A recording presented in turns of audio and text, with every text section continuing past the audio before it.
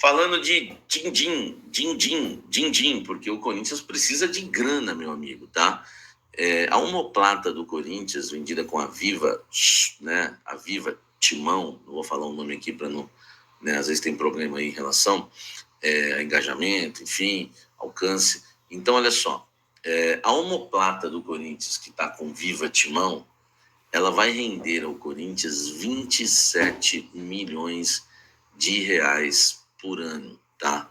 É um valor muito bom para uma omoplata, tá? Para as omoplatas, até porque, se eu não me engano, né, a omoplata que paga melhor é o banco, né? Acho que é RB, o banco que está aqui na omoplata do Flamengo, que paga ao Flamengo 25 milhões de reais por ano. Né? O Corinthians fechando, né, com a Viva Timão por 27, passaria a ter a omoplata mais cara do Brasil, tá? Bom negócio pro Corinthians, né? Ter mais um patrocinador, o Corinthians que perdeu 4 patrocinadores, né, na camisa, né, com espaço em branco, e agora vai recuperando aos poucos e fazendo aí um bom contrato, como fez agora com a Viva Timão, tá? Eu já vou engatilhar, porque tem a ver até com o que eu vou falar agora em relação a reforços, mas deixa o like aí, só para garantir o like.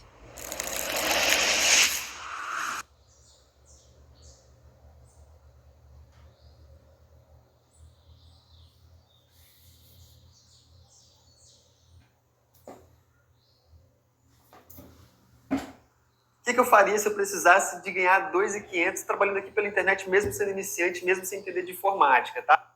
Deixa o like. Olha só, o Corinthians vive um problema de dívidas, né? O Corinthians vive um problema financeiro. O Corinthians, por isso, não contratou ninguém nessa janela de transferência, porque não tem grana. Eu trouxe a informação ontem para vocês que o Ramon Dias pediu 3 jogadores, até 4, na verdade, se fosse possível. Houve o não, porque não há grana.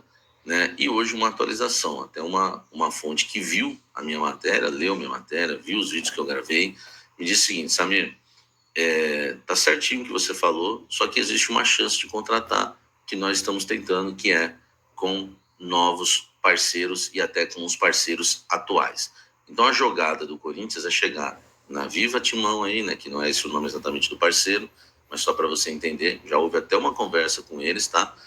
Para tentar uma grana extra em relação a reforços e se eles estariam interessados a investir também em reforços. Tem a grana, claro, da patrocinadora Master e de todos os contratos que o Corinthians fechar, o Corinthians vai tentar um acordo, um plus aí para, né, conseguir contratar jogadores no mercado da bola, inclusive uma empresa de fora, né, que o Corinthians negocia e tenta fechar também, né, para a camisa, com a ideia de contratar novos reforços, tá? É bom a gente lembrar uma coisa, nem o Pogba está descartado. É claro que o Pogba não vai esperar o Corinthians para definir o seu futuro, mas uma fonte me garantiu hoje que, apesar da dívida do Corinthians e apesar dos problemas financeiros, se o Corinthians conseguir um novo parceiro, volta aí para cima do Paul Pogba, né, volante que está desempregado desde que rescindiu o contrato com a Juventus da Itália.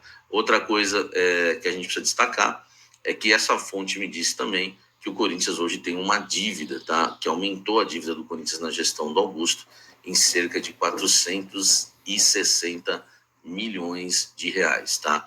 Em um ano de mandato do Augusto, a dívida aumentou em 460 milhões de reais. E o Augusto tirou o pé do freio nessa janela de transferências, porque até o final de fevereiro vão ser votadas as contas do Augusto, tá? Elas podem ser aprovadas ou reprovadas, dependendo do voto.